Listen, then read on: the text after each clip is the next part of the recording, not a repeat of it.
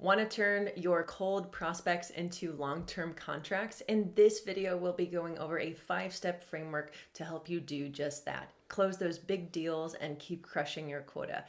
With more than a decade of sales experience here between us, we will be sharing practical strategies, tips, and stories of how we've been able to help others just like you to close those big deals. And stay tuned to the end. We'll actually be giving a bonus tip that will be very helpful for you after you close the deal. So I'm Mary Beth.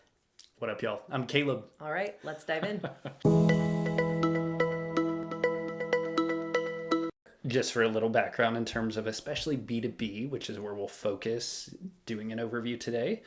Mary Beth sold advertising to contractors multiple years. I have been in freight and logistics sales the last 8 years. Through that same time, we've also done direct sales, I believe over the last 4 years, especially both for agriculture products and sports nutrition products. And so that is some of the perspective that we're coming to you today with. It is in multiple categories. We'll have stories from a couple of those each and on all parts of the process. So I will kick it over to you for starting identifying those right people to sell to. All right. So step one, the ideal customer profile here. So one, it comes to building your book and being effective in B2B sales.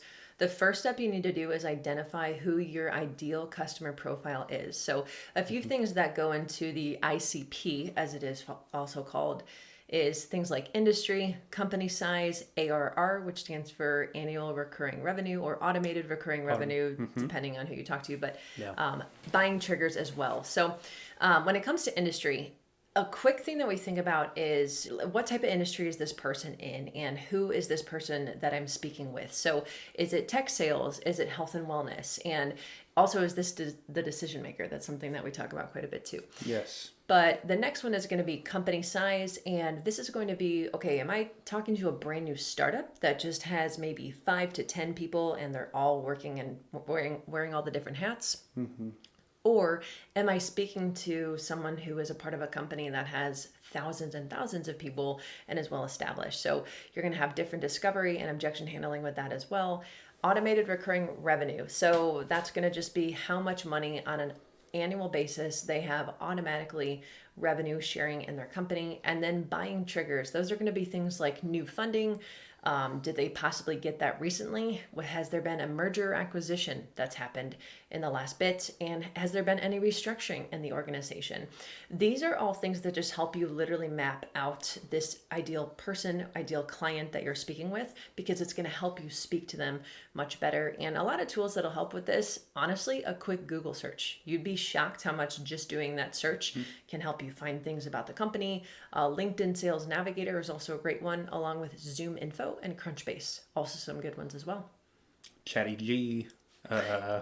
You got some more options there and there. Apollo, I've learned about recently. Lots of good resources to dive in.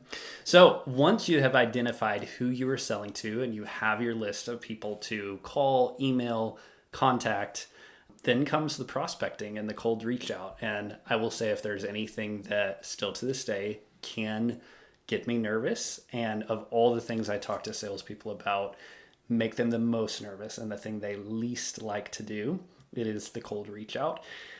So I'm going to give you a couple examples, and I like to keep it so simple. I will say I think this is one of the areas I've been most effective in and most effective coaching in because of this framework. It's 3 words: simple, direct, kind. Yeah. So I am not taking all day to get to the point in a reach out. I'm very simple, very direct with it. And I'm not overly nice, but I am kind with however I'm reaching out. So I think the simplest example is what I say day in, day out when I'm prospecting for freight. If I had more time, I would talk about all the others. This needs to be a video on its own of all the different prospecting types. Yeah. But if I'm calling a company about their logistics service, no matter who picks up the phone, I can say, "Hi, so-and-so." They've introduced themselves. "My name's Caleb. I broker freight. I have never worked with your team before, but I've got trucks in the area that pick up and deliver daily. Just trying to find folks who need that capacity where we can team up on truckload. Do you know who I'd speak to on that?" And again, I could dive in and break down the psychology behind every one of those. And I don't like to throw out this huge percentage. You know this very well. I'm always like, let's be as honest as we can be. Let's lowball it as much as we can. This is why we work well together, because I can get really excited about something, Really which is hyped. great, really Yeah. hyped. But truly, when I use that approach and when I'm actively prospecting and talking to qualified leads, it's usually more than 50% of the time I immediately get who I need to talk to. Yeah. And I am able to leave them a voicemail or speak to them. I'm able to get their email info.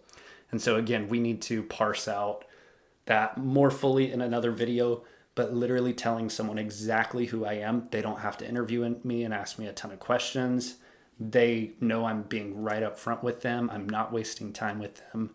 And it just gets you off on a good basis. Or if the decision maker happens to be on the phone right away, they're like, yeah, it's me. And then you get to have fun from there. So that's huge. Emails, there's so many templates you can look up. We can release a guide for that later.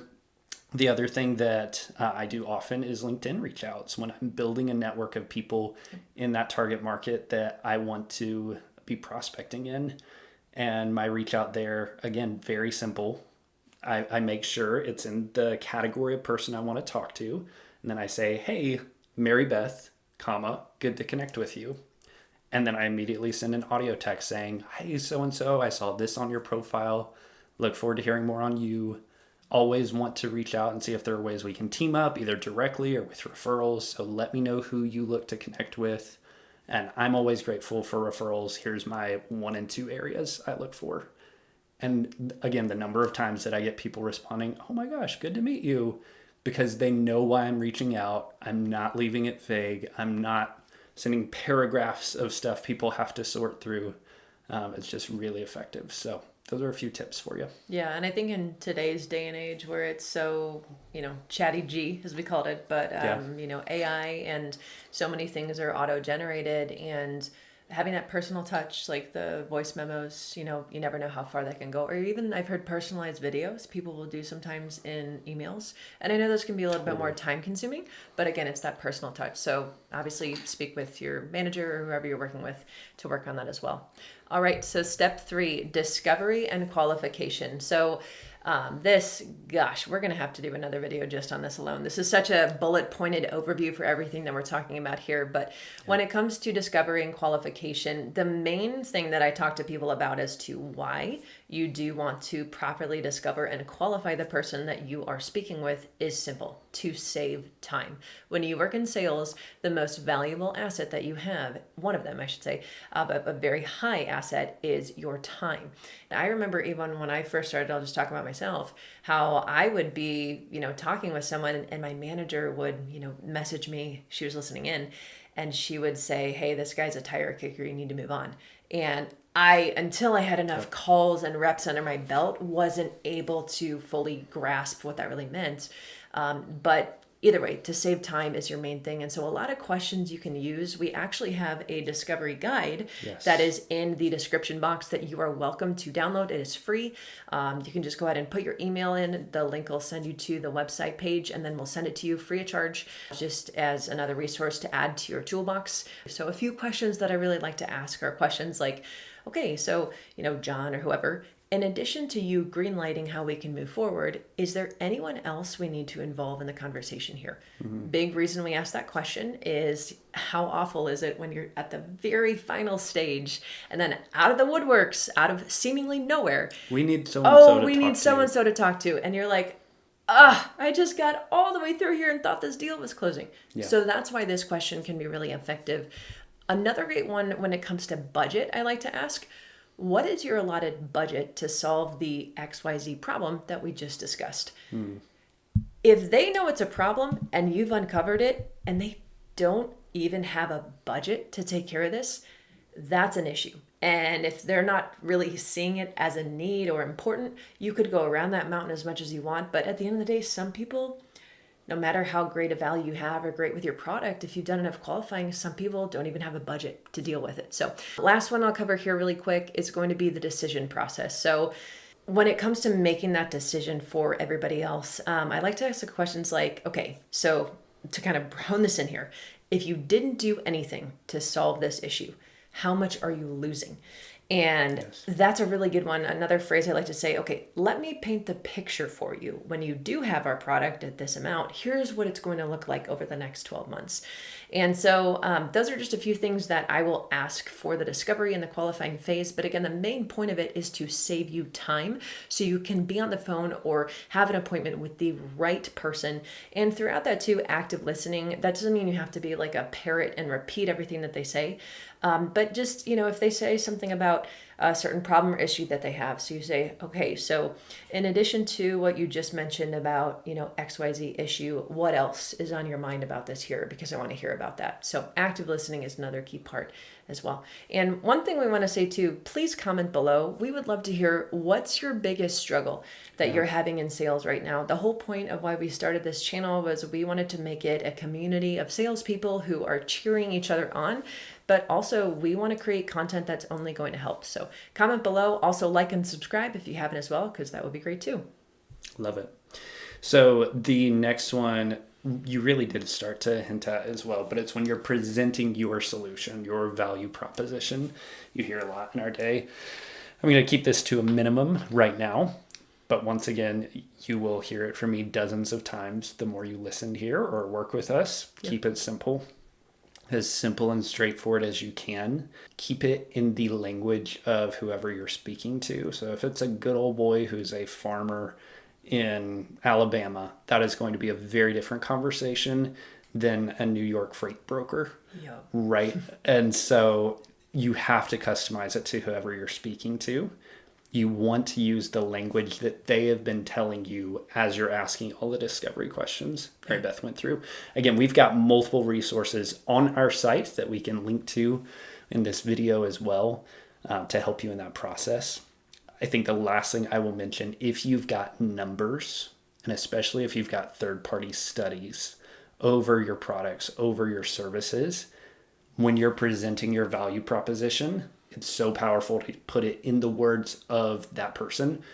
A great example is agriculture products we represent. I grew up in a farming family. I could give a whole background why we love working with that community. Yeah. We truly do. But any of the products we represent have a decade plus third-party study on it. And I can speak to them in terms of, hey, not me saying this, but let's say, again, it's lowball of the results of what this third party has found out you will receive from using these. Let's do some really quick math. Do you see how your investment is more than paid for? Do you see how you're actually losing money if you don't invest here?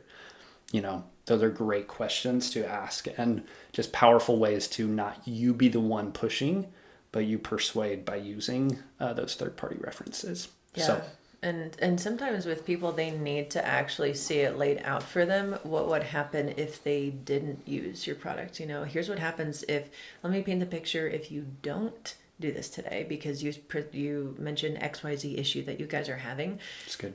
That does kind of roll into the next one here, which we'll dive into. So step 5 is going to be about negotiation and closing. So gosh, this is another one that we could literally spend. We should probably just do individual videos on each of these. If that would help you, again, go ahead and maybe comment below. Maybe a whole course through these. Maybe. Yep.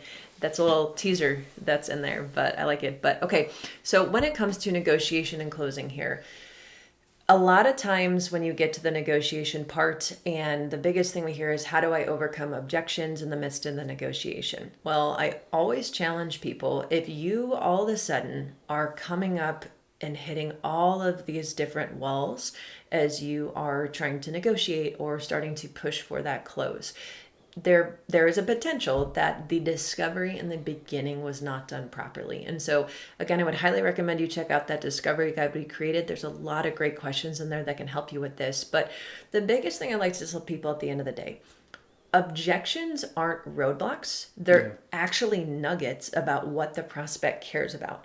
So yes, they are. With some prospects, for them, it's not so much about the money. It's about time efficiency. And maybe your product can help with that. So if they bring up, oh, well, how much time is this going to... It's not that they're being rude and kind of what's the word, argumentative with you. They're just expressing something that matters to them. So a lot of times when it comes to an objection, I like to remember the acronym ARM: acknowledge, respond, and move on. And there's a ton of different objection handling questions that we have in our guide, the objection handling, that you can go ahead and download. But biggest thing with those is that the mindset of objections is going to be, again, they're not roadblocks. They're just nuggets about what they care about. And if you can present what you have for them in a way that makes the most sense for them. Quick story on that. I remember when I was definitely in the midst of negotiation, I had a great discovery with this guy. And it was when I was working with the advertising for contractors. And I mentioned the price point, and it was a fair price point based on everything he mentioned. That package made the most sense. I laid it all out based on what I have learned in the discovery. Well, he got a little quiet on the phone, and I sat there for a second, and I knew that for this guy, price was a big deal. But I knew that if he just got in the door, so I basically lowered it by 1 tier. And I said, all right, John, are you good if we just start you off at here today? You can always increase to the one I mentioned here before. And he said, absolutely, let's do it right now. And I said, okay. He saw the value of the product, but he had a budget at the same time, and I knew that. So we found what worked for him, and then he ended up actually increasing in the long run, which is really cool. Yes. So I will just add one piece on that. I love what you said about the objections being gifts that your prospect is giving you, your potential buyer is giving you. Just note, they're also bringing that up to every potential provider. And if person B and person C could also be that provider, they're going to bring that objection up to each of you. And if someone doesn't address it or tries to just hardball them, but you're the one who can say, okay, am I hearing you right? This is why it's important to you. And you take time. And again, there's so much more we can dive into to still presenting value and not have to change what you're offering. And that is the difference maker between sales going through and not. Again, more to come there. I think we're to our bonus tip here. Bonus is always asking for feedback and referrals. And I will tell you, almost every big customer that has come along the way for me has started with someone that might have just been a foot in the door, just got business rolling for them. And I'm always asking them at the end of that, hey, how could we have done this service better for you? Could we have taken this on for you as well? And I'm actively asking for that feedback. If I'm working with them once a week on it, then pretty much every time. If I'm working with them daily on it, every week or two, I'm asking for improved feedback. And then right along with that, I'm saying, hey, I'm always grateful for referrals. Do you know anyone else that I can provide this service to? And I keep it so simple there. We looked up stats on that, and it's almost 90% of salespeople fail to ask for referrals. Which is crazy. When over 90% of customers say that they would give a referral if asked. Unbelievable numbers. And I mean, I've fallen into that. There's been so many people I haven't asked just because I haven't thought about it. So, I mean, it's not just all of you. It's, you know what I mean? But instead of leaving your future to the pure cold calls, why not get the ball rolling that way, but then truly cultivate the buyers and the community you have with asking for that follow-up, which is why, again, please comment and let us know what has been valuable.